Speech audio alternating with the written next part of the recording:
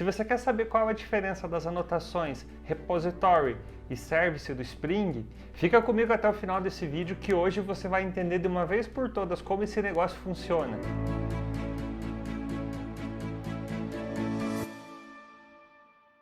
Eu me chamo Paulo Balmer, esse aqui é o Manual da Programação, o canal que ensina você a programar. E esse vídeo está bem explicadinho, de uma forma simples, para você entender mesmo. Então é o seguinte, se você quer receber mais dicas como essa, que vão fazer a diferença na sua carreira como programador e transformar você num profissional requisitado no mercado, especialista em Java, em programação, se inscreve agora aqui no canal e ativa as notificações, porque eu ainda vou postar muitas dicas legais como essa, que vão fazer com certeza a diferença na sua carreira. Vamos entender um pouco antes de falar sobre o Spring propriamente dito, o que é um framework. Nós, enquanto programadores, muitas vezes precisamos reescrever e repetir muitos códigos nos nossos programas. Para evitar esse retrabalho, se pensou em criar frameworks, que seriam ferramentas que auxiliariam os programadores para que nós não precisássemos ficar escrevendo tanto código assim. E esse é o principal papel de um framework, que é ajudar a otimizar o teu desempenho. Você não se preocupa mais em fazer as coisas que são repetitivas. Você pode, a partir de agora, focar toda a tua atenção naquilo que você de fato precisa criar. Junto com os frameworks, nós precisamos também falar a respeito de padrão de projeto. E quando nós trabalhamos com padrão de projeto, muitas vezes nós vamos dividir um sistema em camadas. Separar o nosso projeto em camadas faz com que nosso sistema seja colocado dentro de um padrão. E isso facilita muito na hora que nós vamos dar manutenção no nosso código, na hora que nós vamos executar ele, pensar em como ele deve ser feito. E muitas vezes vai nos ajudar e vai facilitar muito o reuso do código também.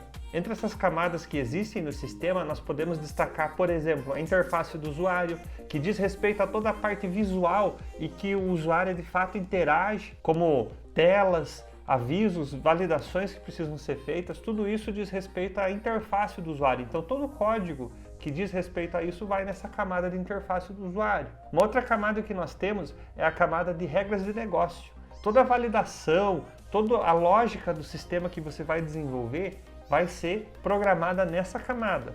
E nós ainda temos uma camada chamada de acesso a dados, que pode ser chamada também de persistência. Essa camada é responsável por acessar e manipular todas as informações que vão ser registradas, ou num banco de dados ou num arquivo XML. E todas essas camadas se comunicam com uma camada chamada modelo de domínio, que vai modelar todas as informações que compõem o nosso sistema. E é importante que você entenda essa divisão por camadas dentro de um padrão de projetos, porque o Spring foi feito dentro de um padrão de projetos. Quando nós falamos do Spring, nós estamos falando do Spring MVC. Essas três letrinhas, elas representam esse padrão MVC, que é um padrão de projeto separado por camadas. Olha, eu acho que essa explicação bônus aí a respeito de camadas que você nem estava esperando encontrar nesse vídeo, vale um like, hein? Agora, quando nós falamos do Spring, nós temos que olhar a documentação oficial dele. E quando nós vamos olhar essa documentação do Spring, nós vamos encontrar essa tabela. E nessa tabela está explicado de uma forma muito simples qual é a finalidade de cada uma dessas anotações. Então, para que servem essas anotações? As anotações servem para que nós informemos o nosso framework Spring que ele precisa dar algum tipo de tratativa especial para essas classes, para essas interfaces que nós vamos anotar com essas anotações específicas. Ou seja, eu falo para o Spring, essa classe eu quero que você trate de tal maneira. E isso eu faço usando a anotação. A primeira anotação que nós vemos nessa tabela é a anotação @component.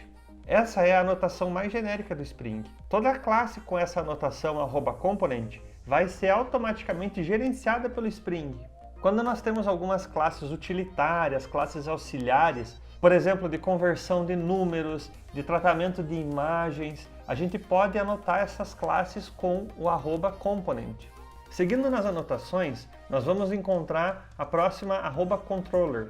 Quando nós colocamos @controller em uma classe, nós estamos informando para o Spring que dentro dessa classe vão existir métodos que vão manipular as telas do nosso sistema. Toda a parte visual do nosso sistema vai ser controlado por ela. E aí sobram duas anotações para nós, @repository e @service. E quando eu devo usar uma e quando eu devo usar outra? Essa dúvida, inclusive, surgiu no grupo de WhatsApp que eu participo, e foi isso até que me levou a gravar esse vídeo.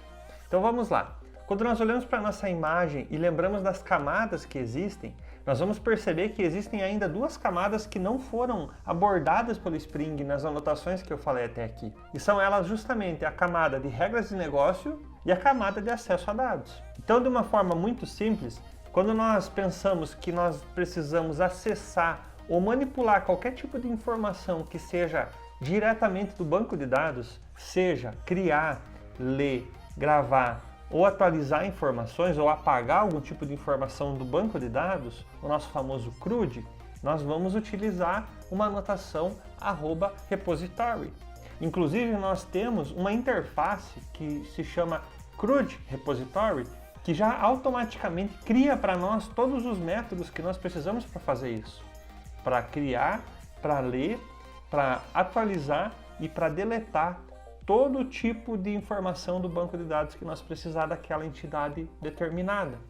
Então, nós conseguimos com isso otimizar o nosso trabalho. Nós não precisamos ficar toda vez escrevendo um método como que vou salvar, porque é sempre igual, né? Isso a gente facilita muito a nossa vida.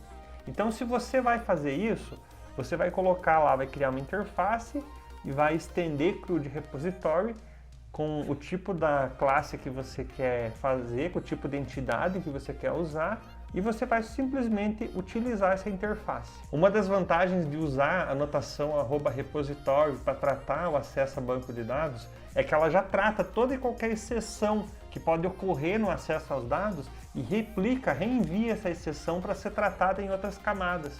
Agora, toda a lógica do teu sistema, todas as regras de negócio, a validação, se você vai fazer uma verificação, por exemplo, você tem um método lá que o usuário vai solicitar a recuperação de senha.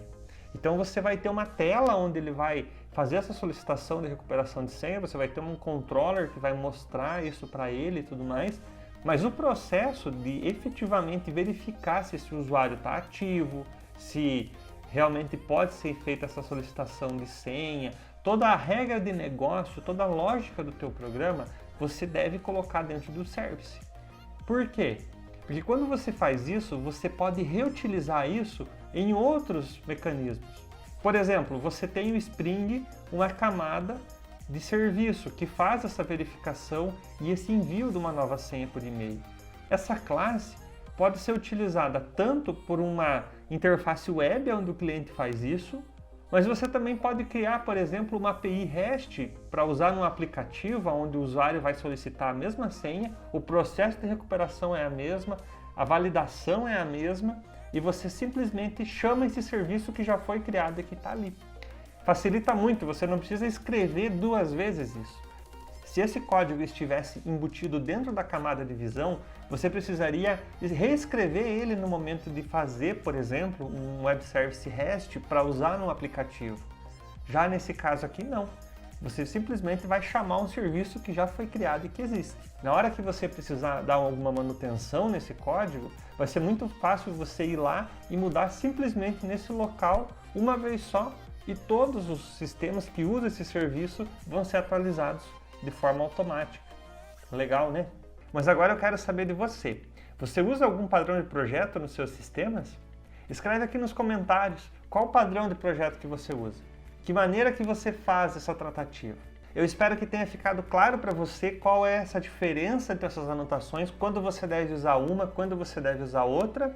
Se você achou que esse vídeo foi útil para você, eu queria te convidar a compartilhar para outras pessoas, que assim eu e você vamos ensinar mais pessoas a programar de uma forma clara, de uma forma objetiva, para que nós possamos cada vez mais ter códigos dentro dos padrões, dentro daquilo que o framework foi criado para ser. Então por esse vídeo é isso, até o próximo, um abraço e valeu!